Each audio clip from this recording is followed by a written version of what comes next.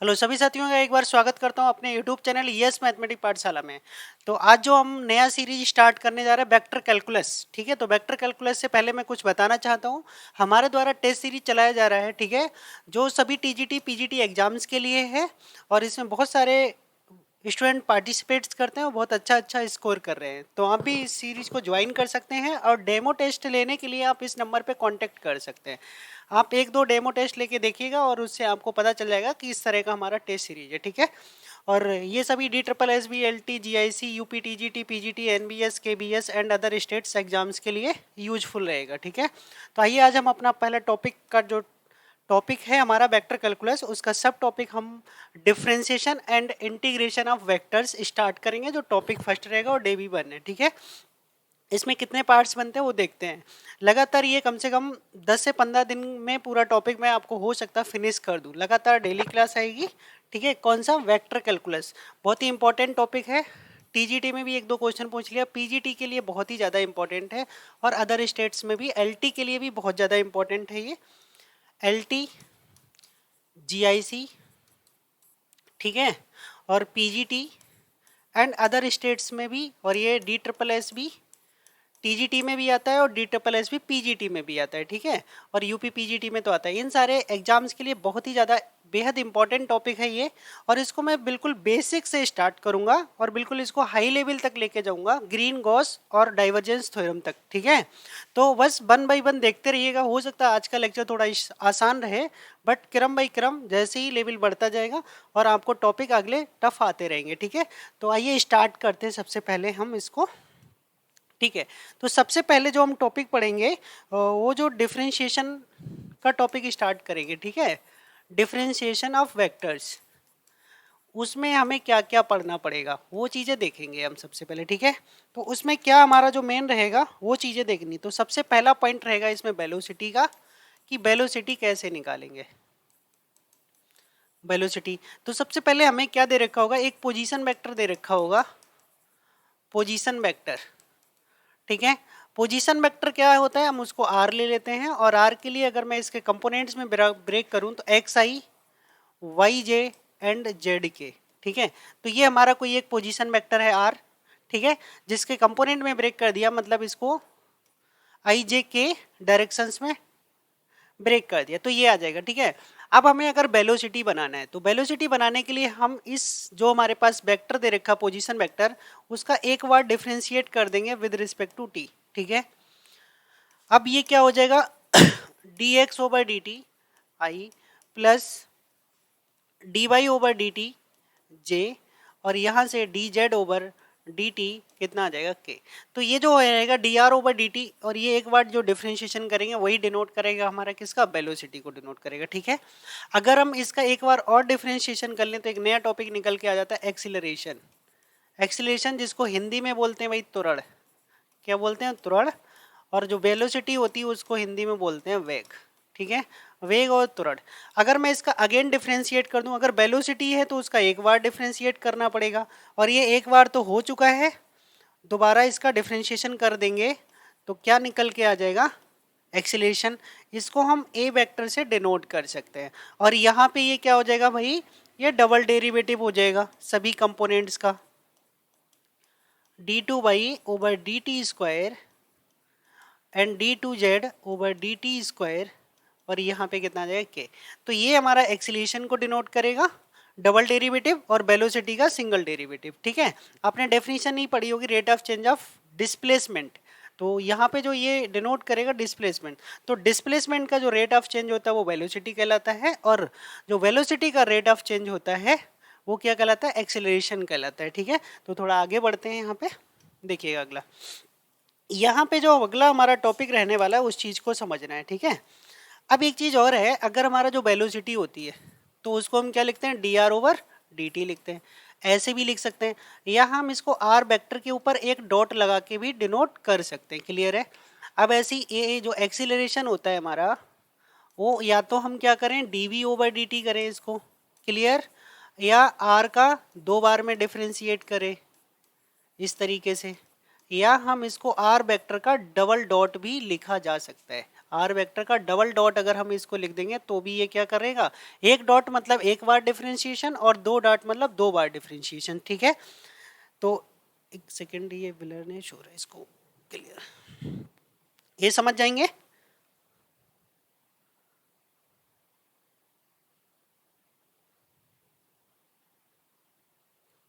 ठीक है, अब देखिएगा,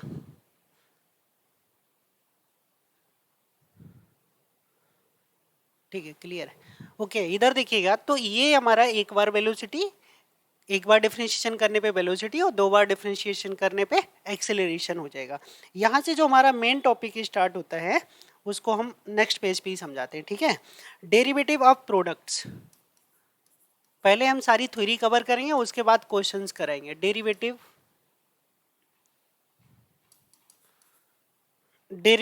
ऑफ प्रोडक्ट्स। देखो, वेक्टर कैलकुलस पढ़ रहे हो तो वेक्टर का बहुत ध्यान रखना है कि वेक्टर और स्केलर का अलग अलग मीनिंग होता है। आपको यहाँ पे समझ आएगा, जैसे धीरे धीरे एक्सरसाइज आगे बढ़ेगी उस तरह से समझ में आने लगेगा। ठीक है, तो हम यहाँ पे मान लेते हैं कि हमारे पास एक दो वेक्टर्स दे रखे हैं।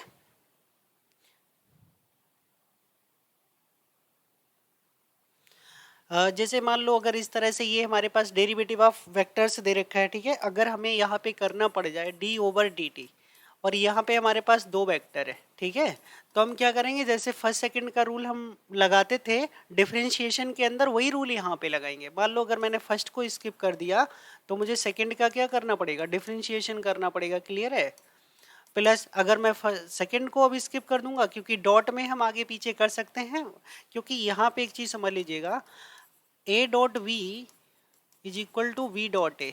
ठीक है, तो डॉट में तो हम आगे पीछे कर सकते हैं, बट जो क्रॉस होता है A cross B equal to minus B cross A. ठीक है, तो इसमें माइनस बाहर आ जाता है, तो ये चीज़ हमें ध्यान रखनी पड़ेगी। तो हम डॉट में तो आगे पीछे लिख सकते हैं, बट क्रॉस में नहीं लिखना है हमें। क्रॉस में जो जिस पोजीशन पे है वो उसी पोजीशन पे लिखना है। जैसे मान लो मैं क्या लिखता, जैसे यहाँ पे समझिएगा, अरे एक सेकेंड चाहिए, minus B vector dot A vector, यहाँ पे समझ लीजिएगा इसको। क्या समझाना चाह रहा था कि अगर मान लो जैसे मैंने यस लिख दिया है यहाँ पे, अभी मैं किसको आर का करता तो D R over D T, और एस जिस पोजीशन पे छूट रहा है ना वो वहीं पे लिखा जाता। ठीक है, इस तरह से बेटर रहता है। अगर यहीं पे, तो ये हमारा क्या हो गया, दो वेक्टर्स का डॉट हो गया। अब यहाँ पे एक चीज और समझ लीजिएगा, अगर ये क्रॉस में दे रखा हो, क्या दे रखा हो, क्रॉस में दे रखा हो, तो क्रॉस में कैसे करेंगे, D over D T R vector cross S vector. तो क्या करेंगे, जैसे मान लो मैंने फर्स्ट का अगर कर दिया या फर्स्ट का छोड़ दिया, जो भी काम करना कर सकते हो, cross D S over D T. जैसे मान लो सेकंड का किया है, अब क्रॉस में जो जिस पोजीशन पे छूटेगा ना उसको उसी पोजीशन पे लिखना है, ऐसा नहीं कि घुमा के उसको आगे लिख देना है, पर उससे क्या होगा, आपके नेगेटिव साइन में प्रॉब्लम आ जाएगी। तो ये दो फार्मूले आपको याद रखने पड़ेंगे सिंपल से। ठीक है, यहीं पे एक कॉन्सेप्ट मैं बताता हूँ आपको, बहुत ज़्यादा इंपॉर्टेंट कॉन्सेप्ट है ये, यहाँ पे मैं लिखा देता हूँ। हाँ, ये आपका अधिकतर थ्योरी में कॉन्सेप्ट पूछा जाता है। The necessary and sufficient condition, the necessary and sufficient condition and sufficient condition that A vector है, सफिक्स में टी है। सफिक्स में टी का मतलब ये होता है कि टी के साथ में दे रखा है, कोई भी वेक्टर है जो टी के साथ में दे रखा है, is a vector of constant magnitude, of constant magnitude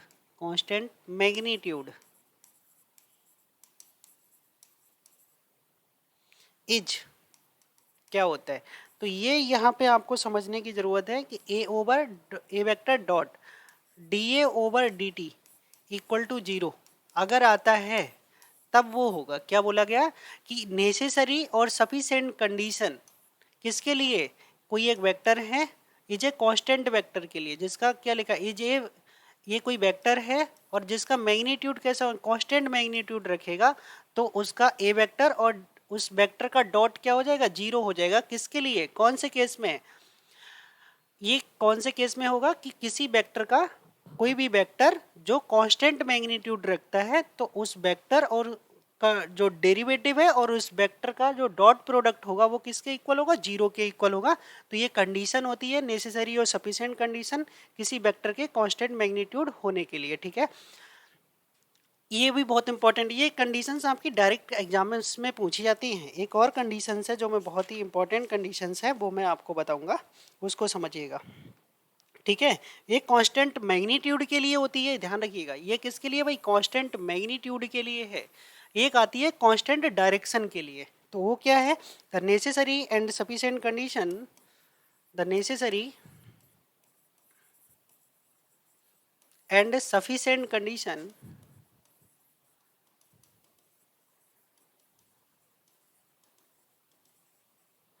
sufficient condition for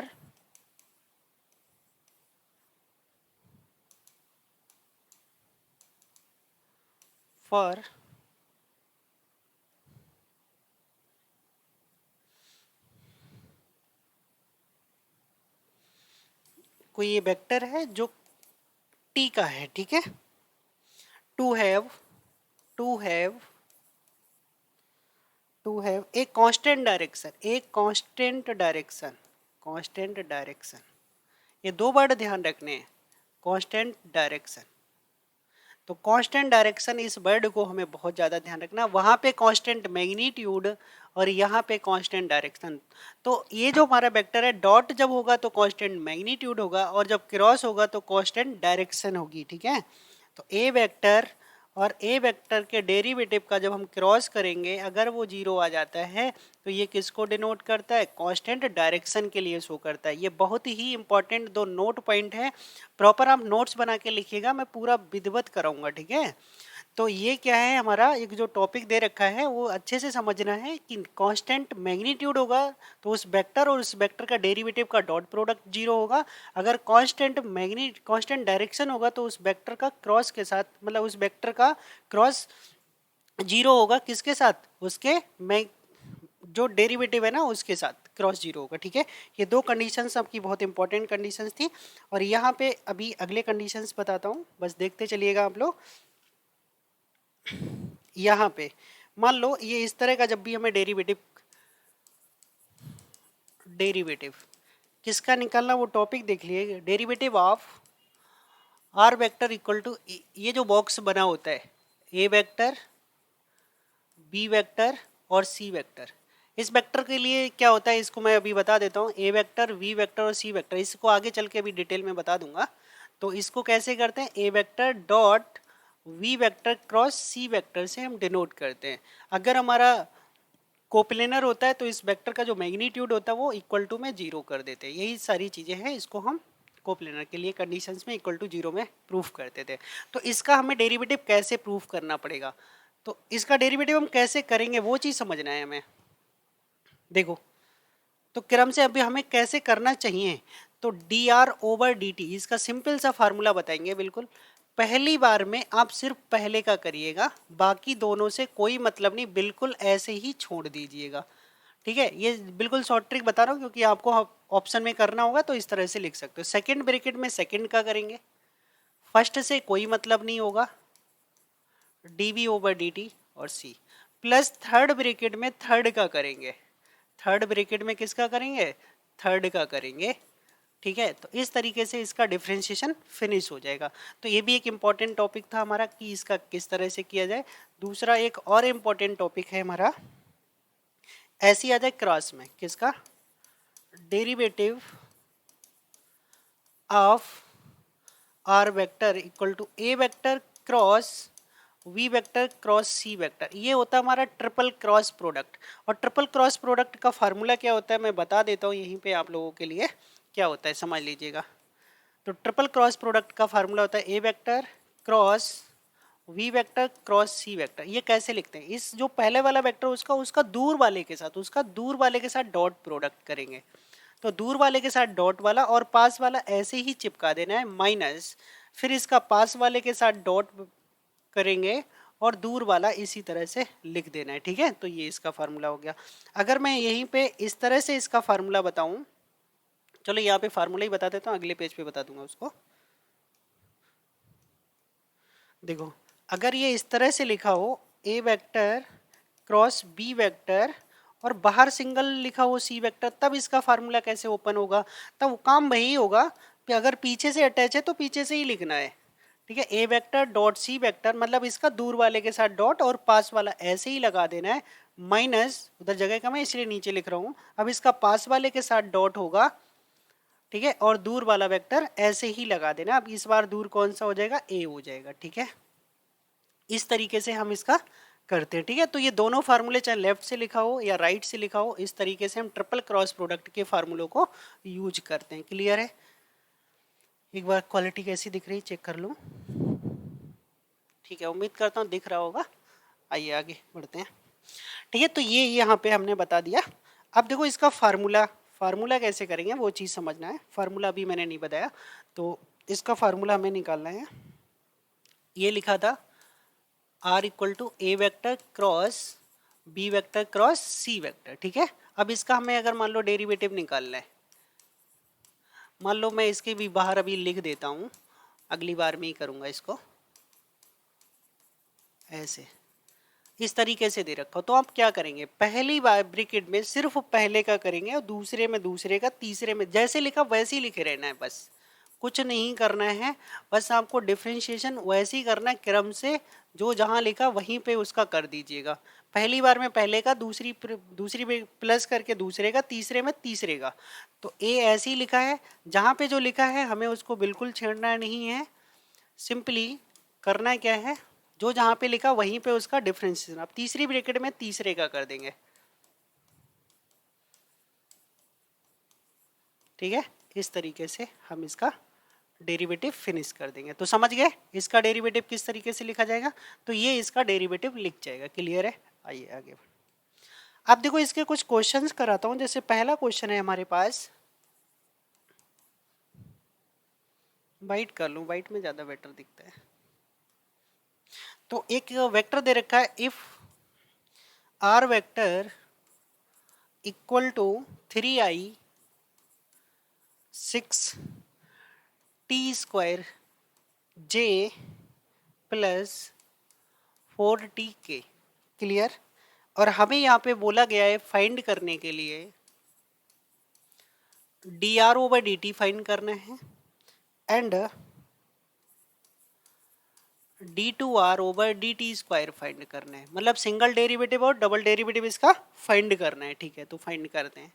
अब देखो जरा कैसे निकालना होता है। अब हमारे पास आर तो दे ही रखा है, इसका सिंगल डेरिवेटिव कर लेंगे, तो वही लिखेंगे differentiate with respect to T, ठीक है। बट हमें तो एमसीक्यू देने होते हैं, तो सिंपली हम डायरेक्ट कर सकते हैं। अब देखो टी के रिस्पेक्ट में डिफरेंशिएशन करेंगे, पहली टर्म में टी है नहीं तो इसका डिफरेंशिएशन कितना हो जाएगा? 0। सेकेंड टर्म की बात करूं तो ये टी स्क्वायर है, टी स्क्वायर में 2 आगे आ जाएगा और 6 पहले से ही लिखा, तो ये कितना हो जाएगा? 12t और जे हो जाएगा, और ये 4 टी का कितना हो जाएगा? 1 हो जाएगा। क्लियर? तो ये सिंगल डेरिवेटिव हो गया। अब ऐसा भी पूछ सकता था कि आपसे सिंगल डेरिवेटिव का मैग्नीट्यूड भी पूछ सकता था। तो यहीं पे अगर इसका मैग्नीट्यूड पूछता तो मैग्नीट्यूड कैसे लेते हैं भाई? आई के कोफिशिएंट का स्क्वायर, जे के कोफिशिएंट का स्क्वायर और के कोफिशिएंट का स्क्वायर। बट यहाँ पे जब भी इसका मैग्नीट्यूड पूछता तो आपको टी की वैल्यू जरूर गिवन होती, क्योंकि इस क्वेश्चन में अभी टी गिवन नहीं है, अगले क्वेश्चन में कराऊंगा वो मैं आपको, ठीक है। जिसमें आपको टी गिवन होगा फिर आपसे मैग्नीट्यूड पूछेगा, ठीक है। तो अगले वेक्टर में क्या करेंगे, इसका अगेन डिफरेंशिएट कर लेंगे, तो ये डबल डेरिवेटिव आ जाएगा। Again differentiate with respect to T. But अभी मैं सारे क्वेश्चंस भी कराऊंगा जो प्रीवियस ईयर्स में आए हुए हैं। बाकी अभी मैं थ्योरी पढ़ा रहा हूँ और साथ साथ में जितने सुटेबल क्वेश्चन है वो सारे कराऊंगा, ठीक है। तो अगेन क्या हो जाएगा? D two R over D T square. Clear? और इक्वल टू में कितना हो जाएगा इसका करेंगे, तो ये तो फर्स्ट 0 हो गया, सेकंड 12t, तो माइनस का 12 और j, और अगले वाले में भी t बची नहीं है। तो डबल डेरिवेटिव ये हो गया और सिंगल डेरिवेटिव हमारा ये हो गया। तो ये हमारा क्वेश्चन फिनिश हो गया। उम्मीद करता हूँ समझ आया होगा। अगला क्वेश्चन देखते हैं। अगला जो क्वेश्चन है इसको बड़े ध्यान से समझिएगा, क्वेश्चन नंबर 2। आज सिर्फ इसी टॉपिक पे क्वेश्चंस कराऊंगा। आर वेक्टर इक्वल टू ए, और इतने क्वेश्चंस कराऊंगा कि आपको समझाना ही है ये टॉपिक मुझे। ए साइन टी जे, ठीक है, प्लस टी के। प्लस का टी के दे रखा है, क्लियर है। अब यहाँ पे हमसे क्या क्या पूछा गया वो समझिएगा। D R over D T पूछा गया है, D two R over D T square पूछा गया है, और इनके मैग्नीट्यूड्स भी पूछे गए हैं। इनकी क्या करना है, मैग्नीट्यूड्स भी निकालने हैं। और मैग्नीट्यूड्स, अच्छा डबल डेरिवेटिव का पूछा है only, D two R over D T square, इसका मैग्नीट्यूड भी निकालना है। अब देखो इस क्वेश्चन को कैसे करेंगे वो चीज़ हमें समझना है। देखिएगा सोल्यूशन देखिए, तो सबसे पहले आर दे रखा है, इसका क्या करेंगे भाई, D R over D T कर लेंगे। तो इसका ए और कॉस टी का कितना हो जाएगा भाई, माइनस का साइन टी और जे। अब यहाँ पे ए साइन टी का कितना हो जाएगा, कॉस टी, और ये हो जाएगा जे, और टी का हो जाएगा 1। क्लियर है। अगली नेक्स्ट टाइम इसका अगेन डिफ्रेंशिएट करेंगे तो D two R over D T square कितना हो जाएगा, ए साइन टी का फिर से कितना आ जाएगा, कॉस टी आ जाएगा, तो माइनस का ए कॉस टी जे, और यहाँ पे जो कॉस टी है इसका करेंगे तो माइनस का साइन टी आ जाएगा, माइनस का साइन टी और जे। क्लियर है। और इसमें टी है नहीं तो कितना हो जाएगा, 0। अब इसका पूछा है भाई क्या, मैग्नीट्यूड पूछा है, तो मैग्नीट्यूड कैसे निकालते हैं वो समझ लीजिएगा। मैग्नीट्यूड होता है आई के कोफिशिएंट का स्क्वायर है नहीं, फिर क्या करते हैं जे के को, अच्छा सॉरी यहाँ पे आई का कोफिशिएंट ये आई ही था, ये जो है ना वो आई है, ये कितना लिखा हुआ, आई लिखा हुआ, के यहाँ पे नहीं है, के का टर्म 0 आ गया था। तो आई का कोफिशिएंट का स्क्वायर, आई के कोफिशिएंट का स्क्वायर कर लेंगे। यहाँ पे कितना है, ए कॉस टी, तो कितना हो जाएगा, माइनस का ए कॉस टी था, स्क्वायर करोगे तो ए स्क्वायर कॉस स्क्वायर टी हो जाएगा, प्लस यहाँ पे कितना हो जाएगा, ए स्क्वायर साइन स्क्वायर टी हो जाएगा। अब चीज़ें ज़रा समझिएगा, जैसे ही मैं इसमें से ए स्क्वायर कॉमन करूँगा, कितना ए स्क्वायर जब मैं कॉमन करूँगा तो अंदर कितना बचेगा, sine square T plus cos square T, उसकी वैल्यू क्या होती है 1। तो रूट के अंदर सिर्फ बचेगा ए स्क्वायर, और ए स्क्वायर को बाहर निकालोगे तो कितना आ जाएगा, ए आ जाएगा। तो ये इसका क्या हो गया, मैग्नीट्यूड हो गया। उम्मीद करता हूँ समझ में आ रहा होगा। ठीक है, आगे चेक करते हैं, अगला क्वेश्चन पढ़ते हैं। देखो अगला क्वेश्चन क्या है उसको समझेंगे। हाँ, ये एक अच्छा क्वेश्चन नंबर 3 दे रखा है। इफ एक u गिवन है आपके लिए, u हमेशा ध्यान रखिएगा जब भी वेक्टर लिखा होगा ना ऊपर तो वो आई जे के में होगा। तो लिखा है टी स्क्वायर आई माइनस टी के साथ में j और plus 2t plus 1, 2t plus 1 के साथ दे रखा भाई k, और एक वेक्टर हमें b दे रखा है और b के साथ में लिखा है 2t माइनस का 3i प्लस j और माइनस का k, सॉरी माइनस का t के दे रखा है, माइनस का t इंटू में k। ठीक है, ये पूछा है। और आपसे पूछा क्या गया वो चीज़ भी समझ लीजिएगा। फाइंड करना है d ओवर dt और ब्रैकेट में u vector dot b vector, और कब फाइंड करना है, when t equal to 1, when t equal to कितना भाई 1। अब ये क्वेश्चन को समझिएगा। अब इस क्वेश्चन में क्या है, मेन कहानी क्या है वो समझना है। अब देखो आप दो काम कर सकते हो इस क्वेश्चन में, दो काम क्या कर सकते हो, अभी एक डॉट प्रोडक्ट का फॉर्मूला लगा सकते हो दोनों के बीच भी, first into second, second into first. तो उसमें क्या होगा, टाइम खराब होगा। कैसे लगाएंगे, देखो जैसे ये लिखा है, इसका फॉर्मूला क्या लिखोगे, मान लो u को छोड़ दिया, dv ओवर dt कर लिया, प्लस अब मान लो मैंने u का डिफरेंशिएशन कर दिया और b को छोड़ दिया। तो आप समझिएगा मुझे एक बार तो यहाँ डॉट करना पड़ेगा और एक बार यहाँ डॉट करना पड़ेगा। तो मुझे कितनी बार डॉट करना पड़ेगा, 2 बार डॉट करना पड़ेगा। बट इस क्वेश्चन का एक ही बार डॉट करें और आंसर आ जाए, तो उसके लिए आपको क्या करना पड़ेगा, उसके लिए थोड़ी सी चीज़ों को समझना पड़ेगा। जैसे u डॉट बी लिखा है तो सबसे पहले हम u डॉट बी ही निकाल लें, उसके बाद ही डिफ्रेंशिएशन कर लें। तो d ओवर डी टी कर लेता हूँ और u डॉट बी डायरेक्ट कर लेता हूँ। देखो किस क्या होगा, आई वाले का आई वाले से होगा, क्योंकि ये चीज़ भी समझ लीजिएगा, सेम सेम का डॉट 1 होता है और अदर किसी के साथ भी हम डॉट करेंगे वो 0 हो जाएगा। क्यों 0 हो जाएगा, सेम सेम जैसे आई के साथ बना होता है, ठीक है, तो इनके बीच में एंगल 0 होता है और कॉस 0 की वैल्यू 1 होती है। कैसे फार्मूला होता है, ये फार्मूला आपने पढ़ा होगा, A vector dot B vector equal to A vector का मैग्नीट्यूड इंटू बी वेक्टर का मैग्नीट्यूड इंटू में होता है कॉस थीटा। आई का आई के साथ अगर मुझे एंगल देखना, दोनों वेक्टर आई हैं, तो आई का मैग्नीट्यूड इंटू आई का मैग्नीट्यूड और इक्वल टू कॉस 0। आई जे के यूनिट मॉडुलस वेक्टर होते हैं, तो ये 1 हो जाएगा, ये भी 1 हो जाएगा, और कॉस जीरो क्या होता है 1 होता है, तो ये हो जाएगा 1। ठीक है, तो आपने देख लिया आई डॉट आई क्या होता है 1 होता है।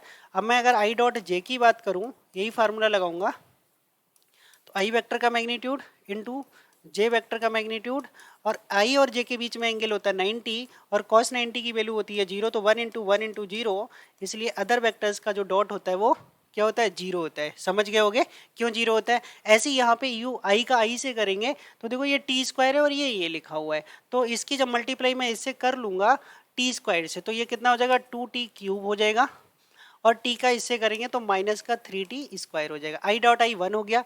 ऐसी जे का जे वाले से करेंगे तो यहाँ 1 है और यहाँ टी है, तो ये माइनस का टी आ जाएगा, क्योंकि वो तो सब 1 होता चला जा रहा है, तो सिर्फ नंबर बचेंगे। ठीक है, नंबर से ऐड हो जाएंगे फिर बाद में। इधर में माइनस का टी है और इसमें ये लिखा हुआ, तो क्या करेंगे माइनस का 2t स्क्वायर हो जाएगा, और टी से करेंगे तो माइनस का टी हो जाएगा। I dot I J dot J के डॉट वन के 1 हो चुका है। ठीक है, अब इसका डिफ्रेंशिएशन कर लीजिएगा। जब इसका डिफ्रेंशिएशन करूंगा तो ये 3 आगे आ जाएगा, और 3 आगे आएगा तो 2 पहले से लिखा हुआ है, तो 6t स्क्वायर हो जाएगा। अब देखो 3 ये है और 2 ये है, तो 5 हो गया। अब 5 का मैं जब डिफ्रेंशिएशन करूंगा माइनस का 5t स्क्वायर, तो ये माइनस का 5 तो पहले और 2 और आगे आ जाएगा, तो माइनस का कितना हो जाएगा 10t, और ये माइनस टी और माइनस टी माइनस का 2t, तो -2 और t का कितना हो जाएगा 1। अब ये जो हमें डेरिवेटिव निकालना था वो कहाँ पे निकालना था, t इक्वल टू 1 पे निकालना था भाई, तो t की जगह क्या लगा दें 1 लगा दें, तो ये 6 माइनस का 2 माइनस का ये। ठीक है, तो माइनस का 12 माइनस का 6, तो आंसर कितना आ जाएगा माइनस का 6 आ जाएगा। कब आ जाएगा, व्हेन t इक्वल टू कितना होता, t इक्वल टू 1 था। ठीक है, अब समझ में आ गया होगा कि शॉर्ट में इसको कैसे कर सकते थे। ठीक है, अगला क्वेश्चन देखेंगे।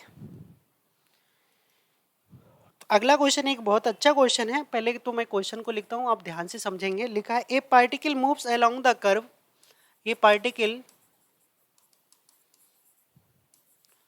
moves along the curve, along the curve, a particle moves along the curve, along the curve x equal to 4 cos t, x equal to 4 cos t, comma y equal to 4 sin t, 4 sin t, and z equal to 60 and z equal to 60, ये given है। Find the velocity and acceleration, अब हमें क्या क्या निकालना, find the velocity and acceleration,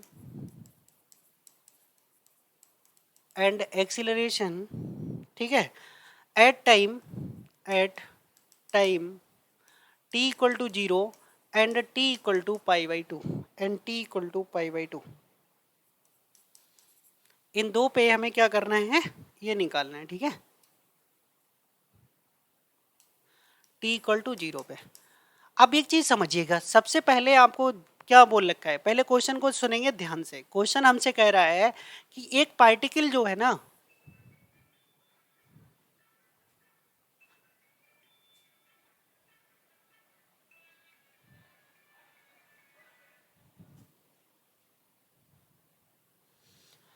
एक particle जो दे रखा है यहाँ पे, समझिएगा, ये particle moves along the curve, और वो कर्व क्या है, x y और z की वैल्यू दे रखी, तो x इक्वल टू आपको दे रखा 4 cos t, और यहाँ पे y इक्वल टू दे रखा 4 sin t, और z इक्वल टू दे रखा है 6t। ये हमें कर्व दे रखा है। ठीक है, इस कर्व से हम पोजीशन वेक्टर बनाएंगे, और जो पोजीशन वेक्टर होता है ना भाई, वो एक्स आई वाई जे और z के होता है।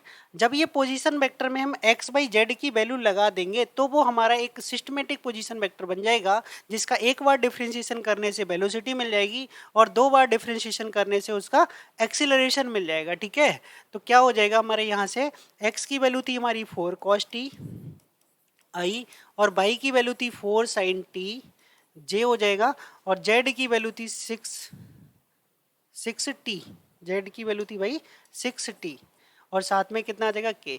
तो ये हमारा मिल गया क्या, पोजीशन वेक्टर। अब ये हमारे पास जो पोजीशन वेक्टर मिला है, इससे हमें क्या करना है, वेलोसिटी निकालना है, और एक्सीलरेशन निकालना है।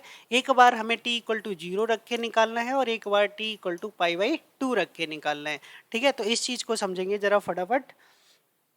देखिएगा, इसका मैं अगर एक बार डिफ्रेंशिएशन करता हूँ तो क्या निकल के आएगा, देखो 4 है, कॉस टी का कितना हो जाएगा भाई, माइनस का sine T I, plus sine T का कितना हो जाएगा, कॉस टी जे, और 6t का कितना बचेगा, 6 बचेगा। ठीक है, ये तो हमारा क्या निकल गया, डेरिवेटिव, मतलब ये हो जाती है वेलोसिटी। ठीक है, एक बार दोबारा डिफ्रेंशिएट कर लेंगे इसको। जब मैं दोबारा डिफ्रेंशिएट कर लूँगा तो ये बन जाएगा मेरे प्यारे दोस्तों क्या, एक्सीलरेशन। और एक्सीलरेशन में यहाँ पे कितना बचेगा, साइन टी है तो 4 कॉस टी हो जाएगा। ठीक है, साथ में आई, और प्लस यहाँ पे समझिएगा ये क्या लिखा है, कॉस लिखा है, तो करूँगा दोबारा कितना आ जाएगा, साइन आ जाएगा, साइन टी जे, और इसमें हमें टी बचा नहीं है तो इसका कितना हो जाएगा, 0 हो जाएगा। क्लियर है। अब जरा यहाँ पे समझिएगा, ध्यान से मैं समझा देता हूँ। एक बार टी इक्वल टू 0 पे दोनों चीज़ें निकाल लेते हैं। क्या करते हैं, t इक्वल टू 0 पे निकाल लेते हैं। तो t इक्वल टू 0 पे अगर मैं यहाँ से निकालूंगा तो वेलोसिटी क्या आने वाली है वो चीज़ समझेंगे पहले। साइन 0 की वैल्यू 0 होती है और कॉस 0 की वैल्यू 1 होती है। ठीक है, कॉस 0 की वैल्यू 1, तो पहला तो 0 हो जाएगा क्योंकि साइन के साथ था, और दूसरा 4j हो जाएगा क्योंकि कॉस 0 की वैल्यू 1, और प्लस का हो जाएगा 6k। ठीक है, और यहीं पे हमें क्या करना पड़ेगा, इसका मॉडुलस भी निकालना पड़ेगा क्योंकि वेलोसिटी पूछ रहा है तो कंपोनेंट में नहीं होगा। तो 4 का 16 हो जाएगा और 6 का 36 हो जाएगा। 36 और 16 हो जाता है बेटा 52, और 52 का कितना हो जाता है, 13 गुणा 4, और 4 का हो जाएगा 2। तो ये हमारा t इक्वल टू 0 पे क्या निकल आया, वेलोसिटी निकल आया। ठीक है, अब t इक्वल टू 0 पे ही हमें क्या निकालना है, एक्सीलरेशन भी निकालना है। तो ये वाला एक्सीलरेशन का है, तो हमें t इक्वल टू 0 लगाना, तो ये वाला पार्ट साइन 0 पे 0 चला जाएगा, k वाला तो वैसे ही 0, सिर्फ ये वाला बचेगा, तो माइनस का 4i बचेगा। माइनस का कितना बचेगा, 4i बचेगा। तो यहाँ पे जब मैं इसका कंपोनेंट निकालूंगा तो ये आ जाएगा सिंगल का -4 का 16, और 16 का फिर से कितना आ गया, 4। तो ये चीज़ निकल के आई है t इक्वल टू 0 पे। ठीक है, अब यही काम हमें क्या करना है, t equal to pi by 2 के लिए भी करना है। अब यही चीज़ें जो अभी मैंने वेलोसिटी और एक्सीलरेशन निकाला है, ये जो वेलोसिटी और एक्सीलरेशन निकल के आया है, ये आया है t इक्वल टू 0 पे। अब यही काम हमें करना है t equal to pi by 2 के लिए। देखना थोड़ा छोटा लिख रहा हूँ, तो वेलोसिटी क्या निकल के आएगी, जब t equal to pi by 2 मतलब 90 लगाओगे। अब देखो कॉस 90 कितना होता है, 0, और साइन 90 होता है 1, तो माइनस का आ जाएगा 4i, माइनस का 4i, और प्लस का आ जाएगा 6k।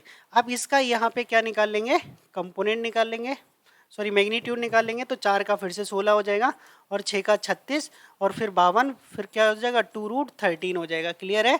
अब यहाँ पे अगर मैं इसका एक्सीलरेशन निकाल लूँगा तो क्या निकल के आएगा, एक्सीलरेशन में भी हमें क्या करना है भाई, ये 0 करना है, कॉस 90 लगाना है, कॉस 90 0 हो जाएगा, तो यहाँ पे माइनस का 4j हो जाएगा, माइनस का 4j। और सिंगल टर्म का जब आप मैग्नीट्यूड निकालते हो तो वही निकल के आ जाएगा, -4 का 16, और ये आ जाएगा 4। ठीक है, तो ये आपने दोनों चीज़ें देख ली, एक्सीलरेशन एंड मैग्नीट्यूड कहाँ पे, t इक्वल टू 0 पे भी निकाल लिया और t equal to pi by 2 पे भी निकाल लिया। तो क्वेश्चन का मतलब समझ गए होंगे कि आपको करना है क्या है। ठीक है, क्लियर दिख रहा है। ठीक है, ओके, आगे बढ़ते हैं, अगला क्वेश्चन देखते हैं। अगला अगला क्वेश्चन जो हमारा है यहाँ पे, एक बहुत ही अच्छा क्वेश्चन दे रखा है, ये इंपॉर्टेंट क्वेश्चन भी रहेगा। क्वेश्चन दिया है, ए particle moves along the curve, A particle moves along the curve, और जो कर्व दे रखा है उस चीज़ को हमें बस ध्यान से रखना होता है। x इक्वल टू दे रखा है t³ + 1, comma y equal to given है t², and z equal to given है आपके लिए 2t + 5। और ये जो मैंने वेक्टर कैलकुलस स्टार्ट किया वो बिल्कुल बेसिक से स्टार्ट किया, उस चीज़ को आप समझते रहिएगा, हाई लेवल तक जाएगा। तो आज क्वेश्चन का लेवल थोड़ा आसान लग रहा होगा। Where t is the time, जहाँ पे जो t डिनोट कर रहा है, where t is the time, t क्या है भाई, हमारा टाइम है, where t is the time, find the component of its velocity and acceleration. क्या पूछा है, फाइंड द कंपोनेंट, find the component of its velocity and acceleration, velocity and acceleration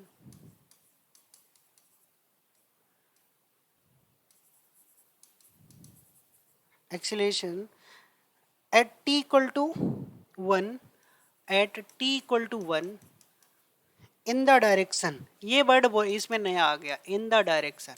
बाकी तो पुराना वाला ही क्वेश्चन बन जाता, बट यहाँ पे डायरेक्शन में निकालना है। और डायरेक्शन क्या है आपकी, आई प्लस जे और प्लस का 3k, ये मेन चीज थी इसमें। देखो पीछे वाला क्वेश्चन वहां तक तो सेम है, बस ये वर्ड बदल गया कि इस डायरेक्शन में वेलोसिटी और एक्सीलरेशन निकालना है। ठीक है, तो ये मेन चीज हो गई हमारी। अब यहाँ से कैसे क्वेश्चन को आगे बढ़ा जाए, कैसे सॉल्व किया जाए, तो वो चीज़ समझनी है। तो सबसे पहले तो हमें क्या बनाना पड़ेगा भाई, पोजीशन वेक्टर ही बनाना पड़ेगा। क्या बनाना पड़ेगा, पोजीशन वेक्टर। और पोजीशन वेक्टर को हम किससे डिनोट करेंगे, आर से। अभी आर के बारे में बहुत सारी चीज़ें बताने को शेष हैं, बट वो अभी बताएंगे, तो क्योंकि अभी उनका यूज नहीं होगा, तो इसलिए उनको बताने से भी कोई फ़ायदा नहीं है। जब यूज होगा तब उनको बताया जाएगा। ठीक है, क्या होगा, एक्स आई प्लस वाई जे प्लस का जेड के। मेन मजा आपको जब आएगा जब आपका डाइवर्जेंस, कर्ल और ग्रेडियंट चलने लगेगा, तब आपको वहाँ पे बहुत ज़्यादा मजा आएगा, क्योंकि वहाँ से क्वेश्चन सबसे ज़्यादा आते हैं। बट बेसिक ये होता है कि अगर मैंने ये नहीं समझाया तो वहाँ पे चल के थोड़ी दिक्कत हो सकती थी। अब यहाँ पे देखिएगा, तो ये कितना दे रखा है, टी क्यूब प्लस 1, साथ में कितना आ जाएगा आई, और बाई की वैल्यू कितना है टी स्क्वायर, साथ में कितना आ जाएगा जे, और जेड की वैल्यू है 2t प्लस 5, और साथ में कितना आ जाएगा के। ठीक है, तो ये तुम्हें क्या मिल गया, आर वेक्टर मिल गया। अब यहाँ से हमारा काम रहेगा इसकी वेलोसिटी और एक्सेलरेशन निकालने का। तो एक बार डिफरेंशिएशन कर दीजिएगा इसका। तो एक बार जब आप इसका डिफरेंशिएशन करेंगे तो ये मिल जाएगी वेलोसिटी। ठीक है, क्या होगा, एक बार डिफरेंशिएशन 3t स्क्वायर का, तो सॉरी टी क्यूब का 3t स्क्वायर हो जाएगा, और टी का हो जाएगा 0, 1 का हो जाएगा 0। ठीक है, यहाँ से टी स्क्वायर का 2t चलेगा, प्लस यहाँ से मैं अगर डिफरेंशिएशन करूँगा तो क्या हो जाएगा, देखो 2t का 2 हो जाएगा और 5 का 0 हो जाएगा। तो ये हमारा निकल के आ गया। अब एक बार हम इसका एक्सेलरेशन भी निकाल लेते हैं। क्या निकाल लेते हैं भाई, एक्सेलरेशन भी निकाल लेते हैं।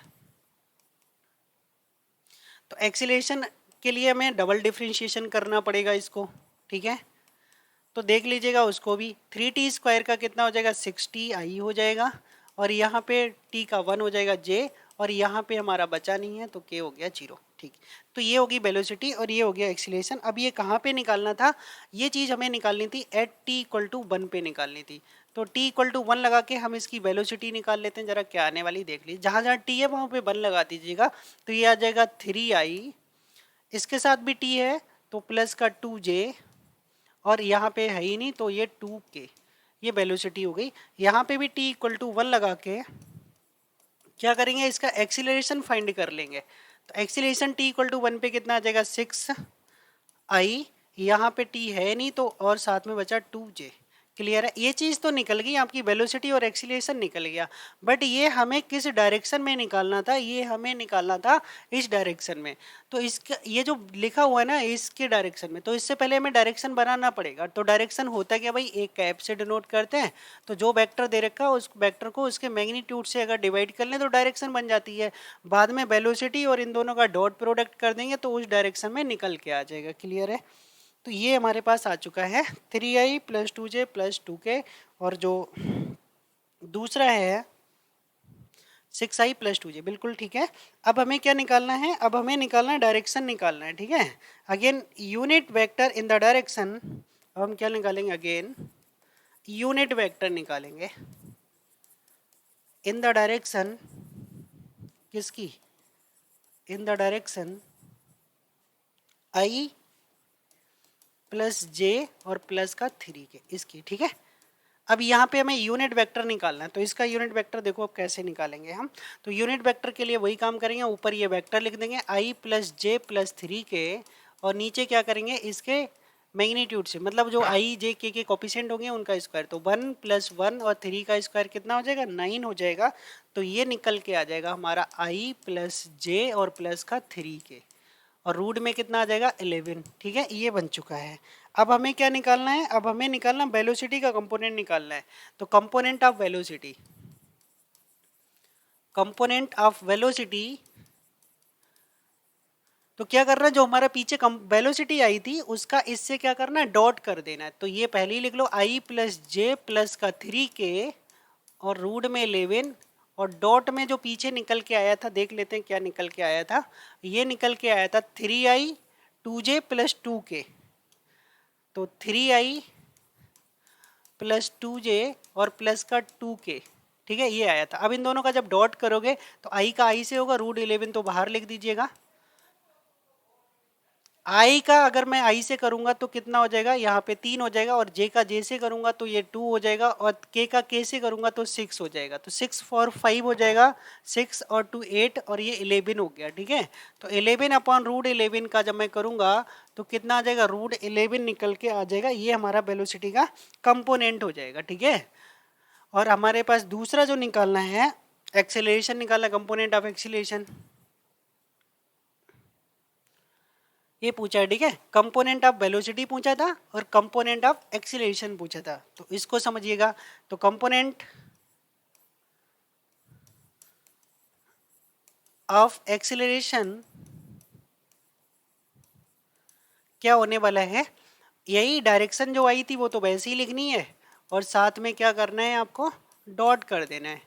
क्या, जो तुम्हारा निकल के आया था, डॉट, क्रॉस नहीं लगाना है यहाँ पे, क्योंकि आप क्या कर रहे हो, यहाँ पे वेक्टर पढ़ रहे हो, ठीक है। कितना आया था, ये आया था यहाँ पे 6i plus 2j, 6i plus 2j, तो इसकी मल्टीप्लाई कर रहे हैं 6i प्लस 2j से, क्लियर है। अब देखो आई वाले की आई वाले से होगी और जे वाले की जे वाले से होगी, तो आई की ये 6 हो जाएगा और ये आ जाएगा भाई 2, 8/√11 आ जाएगा, 8/√11, यही हमारा क्या होगा, इसका फाइनल आंसर होगा। तो मेन मकसद इसमें कुछ नहीं था, मेन यही था कि आपको सबसे पहले वेलोसिटी और एक्सीलरेशन तो निकालना आता है। एक बार डिफरेंशिएशन कर दो वेलोसिटी और एक अगेन डिफरेंशिएट कर दो तो एक्सीलरेशन, और जो टी की वैल्यू दे रखी है वो लगा लो।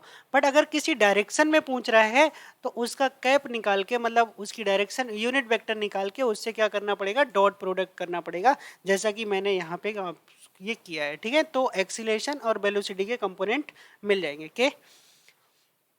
अगला क्वेश्चन देखते हैं, एक अच्छा क्वेश्चन मैं करा देता हूं।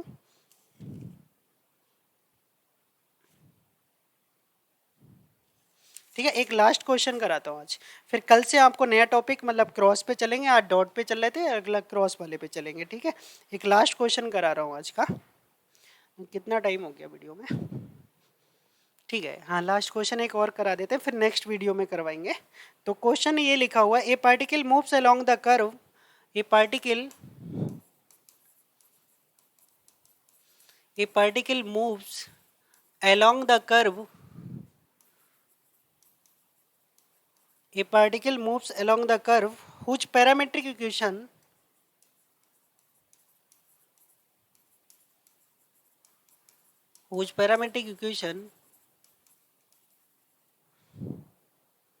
are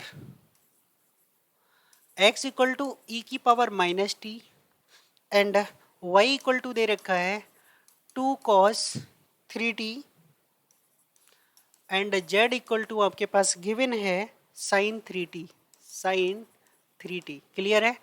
अब हमें क्या पूछा गया है, इसका क्या निकालना है वो चीज समझ लिया। Find the velocity and acceleration, find the velocity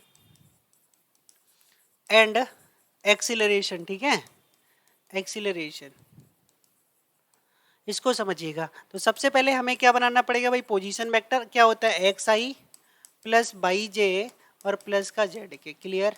अब यहाँ पे x की वैल्यू कितनी थी, e की पावर माइनस टी, साथ में i आ जाएगा। बाई की वैल्यू कितनी थी भाई, बाई की वैल्यू थी 2 cos 3t, साथ में कितना आ जाएगा j, और ये कितना z कितना लिखा sin 3t, और इसके साथ में आ जाएगा k, क्लियर। अब अगर मैं इसका एक बार डिफ्रेंशिएट कर लूँगा तो मेरे पास क्या मिल जाएगी, वेलोसिटी। तो एक बार इसका डिफ्रेंशिएट कर लेते हैं, ई की पावर माइनस टी का ई की पावर माइनस टी होगा, और माइनस टी का करेंगे तो -1 आ जाएगा, तो वो माइनस लगा लीजिएगा आगे। अब यहाँ पे कितना लिखा 2 cos 3t, तो दो तो ऐसे ही रहेगा, cos 3t का करेंगे तो sin 3t, और 3t का करोगे तो 3 और बाहर आ जाएगा, और cos का डिफ्रेंशिएशन कैसा होता है, नेगेटिव होता है, तो ये 2 3 6 sin कितना बन जाएगा, t बन जाएगा, ठीक है।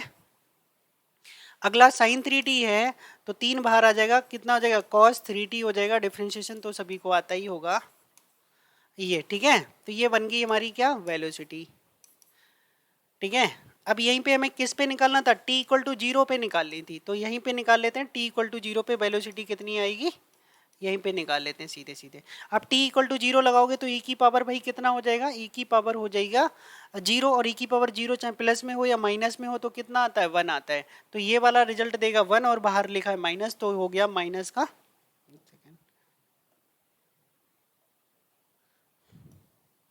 तो ये हो जाएगा माइनस का आई।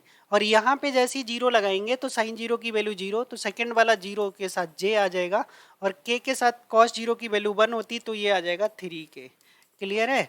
अब यहीं पे वेलोसिटी का क्या निकाल लेंगे, कंपो मैग्नीट्यूड निकाल लेंगे। तो ये फर्स्ट वाला वन हो जाएगा, और ये जीरो, और तीन का स्क्वायर हो जाएगा नौ, तो ये आ जाएगा रूट टेन। क्लियर, समझ गए होगे। अब इसका मैं दोबारा डिफ्रेंशिएशन कर लूंगा तो मुझे क्या मिल जाएगा, एक्सीलरेशन मिल जाएगा। वो कितना होगा, एक माइनस फिर से आ जाएगा, तो ये प्लस हो जाएगा। अब यहाँ पे समझिएगा साइन का करूंगा, यहाँ पे ये थोड़ा सा मिस्टेक हुआ था। मिस्टेक में क्या, वो एंगल छूट गया था, तो कितना था, एक सेकेंड, माइनस का सिक्स साइन थ्री टी। ठीक है। अब इसका जब मैं करूंगा तो तीन फिर से बाहर आ जाएगा, तो छः तियाँ अठारह, कितना हो जाएगा, कॉस थ्री टी। ठीक है, साथ में जे, और यहाँ पे अब की करूंगा तो माइनस आ जाएगा, और तीन तियाँ कितना हो जाएगा, नौ साइन थ्री टी। ठीक है। अब इसको भी क्या निकालना, t इक्वल टू जीरो पे निकालना, तो t इक्वल टू जीरो पे कितना आ जाएगा, एक्सेलरेशन यहाँ से आ जाएगा वन, तो मतलब सिंपली आई लिख सकते हो। कॉस जीरो की वैल्यू वन होती तो माइनस का अठारह जे, और साइन जीरो की वैल्यू जीरो होती तो अगला वाला हो जाएगा जीरो। और यहीं पे इसका क्या निकाल लेंगे, मैग्नीट्यूड निकाल लेंगे, तो आई का कितना हो जाता है वन, और अठारह का होता है 324। ठीक है। अब 324 करेंगे तो रूट कितना हो जाएगा, 325। बाकी अगर जितना निकालना चाहते हो निकाल सकते हो, वरना यही आंसर में लिख सकते हो। ठीक है।